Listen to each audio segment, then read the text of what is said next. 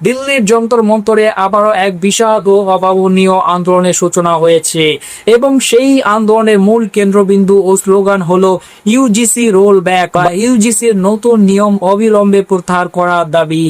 এই সেই একই ঐতিহাসিক যন্তর মন্তর যেখানে কিছুদিন আগেই যুব সম্প্রদায়ের একটি বড় আন্দোলন ঠিক সেই একই জায়গায় পৌঁছেছিল, যা মোদী সরকারকে আক্ষরিক অর্থেই নাড়িয়ে দিয়েছিল।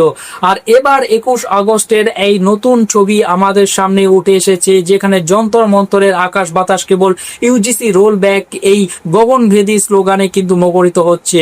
কিন্তু কেন এই দাবি মোদী সরকারকে এতটা চিন্তায় ফেলেছে এবং ভিতর থেকে নাড়িয়ে দিচ্ছে বলা হচ্ছে, এর রাজনৈতিক তাৎপর্য এবং গভীরতা বুঝতে গেলে আমাদের কয়েক ঘন্টা আগে সুপ্রিম কোর্টে ঘটে যাওয়া একটি অত্যন্ত তাৎপর্যপূর্ণ ঘটনার দিকে তাকাতে হবে, যেখানে মোদী সরকারের তরফ থেকে একটি অত্যন্ত বড় যুক্তি পেশ করা হয়েছে। অর্থাৎ দিল্লিতে জট পাকানো এই আন্দোলনের জেরে মোদী সরকারের সিংহাসন যেন কিছুটা হলেও টলতে শুরু করেছে বলা হচ্ছে।